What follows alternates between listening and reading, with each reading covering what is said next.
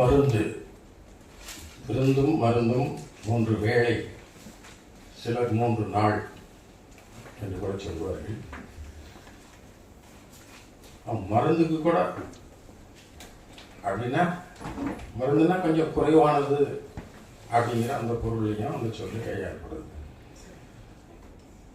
மருத்துவம் அப்படிங்கிறது நம்ம வைத்தியம் போது வைத்தியம், தொல்காப்பியம் அப்படிங்கிறது மாதிரி சொல்லாட்சியை பற்றி சொல்லுகிற பொழுது விளக்கங்கள் அப்படின்னு சொல்லுவார்கள்.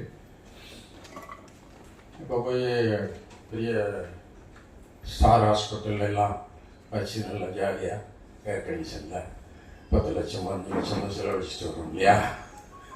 அது வேற வைத்தியம் போது. ஆனால் இது எந்த வைத்தியத்தை சொல்கிறார் அப்படின்ட்டு திருவள்ளுவர் தமிழில் தான் எழுதியிருக்கிறார். என்றாலும் கூட ஒரு தனிப்பட்ட தமிழருக்கே உரிய முறையை சொல்லியிருக்கிறாரா அப்படிங்கிறது தான் நம்ம பார்க்க வேண்டியிருக்கிறது. இது பொதுவானது தான், உலகம் முழுமைக்கும் நடைமுறைப்படுத்தக்கூடிய கையாளக்கூடிய ஒரு வைத்திய முறையைத்தான் வள்ளுவர் சொல்லுகிறார் என்பது பொதுவான கருத்து. இப்போ இன்றைக்கு நம்ம பார்க்கிற பொழுது சித்த வைத்தியங்கிறோம், ஹோமியோபதிங்கிறோம், அலோபதிங்கிறோம், யுனானிங்கிறோம், ஆயுர்வேதங்கிறோம். இப்படி இந்த ஒரு 5 தான் பெரும்பாலும் இந்தியாவை பொறுத்த வகையில். ஆயுஷ் அப்படிங்கிற ஒரு சொல்லாட்சியை கொண்டு வந்து அதில் வச்சுட்டு எல்லாத்தையும் ஆயுர்வேதத்துக்கே முக்கியத்துவத்தை கொடுத்து சித்தா வைத்தியத்தை அழிச்சிட்டாங்க. இன்னைக்கு கூட ஒரு வாட்ஸ்அப்பில் ஒருத்தர் போட்டிருக்காங்க, 10,000 20,000 குடும்பங்கள் இருக்கிறோம், 1 லட்சம் வாக்கு எங்களிடம் இருக்கிறது, அவங்கெல்லாம் பரம்பரை அகில இந்திய பரம்பரை சித்த வைத்திய உறுப்பினர்கள் அப்படின்னு சொல்லி அவர் வாழப்பாடியார்கிட்ட போய் கேட்டு நாங்கள் வந்து அவங்களுக்கு எல்லாத்தையும் செஞ்சு தர்றோம்னு உறுதி கொடுத்துருக்காராம். அதனால் அவங்களுக்கு ஓட்டு போடுறாங்க அப்படின்னு அவங்க சங்கத்தில் பேசிட்டு இருக்காங்க. ஏற்கனவே தமிழ்நாடு அரசு இதற்கு முயற்சி செய்து அதுக்கு ஒரு தனி பல்கலைக்கழகமே உருவாக்குவதற்கு முயன்றார்கள். ஆனால் RN ரவி என்ற ஆளுநரால் அது தடைபட்டு அப்படியே முடங்கி போனது. உண்மை புரியாமல் சில பேர் உளறி கொண்டிருக்கிறார்கள், எதையும் செய்யவில்லை. ஏன் அவன் செய்யவில்லை என்றால் அவன் ஆகவே அதை செய்யவில்லை. இப்படி முத்திரை குத்துவதிலேயே நம் ஆட்கள் முனைப்போடு இருக்கிறார்களே தவிர நடைமுறையில் ஏற்படுகின்ற தடங்கல்கள் என்ன, அதற்கு காரணம் பின்னணி என்ன என்பதை பற்றி சிந்தித்தும் கவலைப்படுவது கிடையாது. இந்த சித்த வைத்தியம் கூட ஒரு காலத்தில் நமக்கு இந்த கொரோனா தான் உலகையை செய்தது என்பது உண்மை. மிகனும் குறையும் நோய் செய்யும் அப்படிங்கிறது எல்லாருக்குமே அளவுக்கு மிஞ்சினா அமலமும் நஞ்சு அப்படிங்கிற அந்த இதுதான்.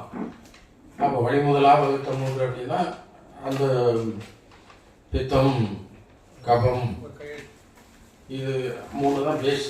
அதாவது நோய்களுக்கு காரணமே அதுதான். இப்படி ஒரு அருமையாக மருத்துவத்தை பற்றி அனலைஸ் பண்ணி சொல்லியிருக்கக்கூடிய ஒரு தன்மை ஒரு கவிஞரிடம் இருந்திருக்கிறது என்பதுதான் நமக்கெல்லாம் பாராட்டத்தக்கதாக இருக்கிறது. திருவள்ளுவரையும் ஒரு கவிஞராக சொல்லுவதா, ஒரு சாதாரண புலவராகவே நாம் எப்படிப்பட்ட கருத்துக்களை எத்தகைய ஒரு அணுகுமுறையோடு இவற்றை சொல்லியிருக்கிறார் என்றால் அவரெல்லாம் சித்தர், உண்மையில் சித்தராக ஒரு ஞானியாக இருந்திருக்கத்தான் வேண்டும் என்பார்கள்.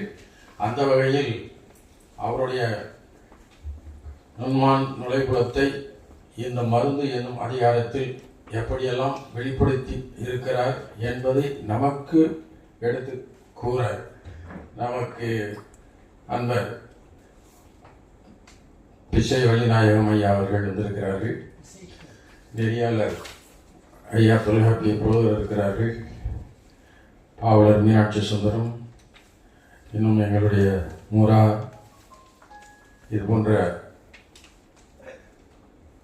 இந்த அமைப்பு உறுப்பினர்களோடு கேட்டு மகிழ வந்திருக்கும் இந்த மருந்து என்னும் விருந்தை அருந்தி செல்ல வந்திருக்கும் உங்களை எல்லாம் அன்போடு வருக வருக என்று வரவேற்று அமைகிறேன். வாய்ப்புக்கு நன்றி.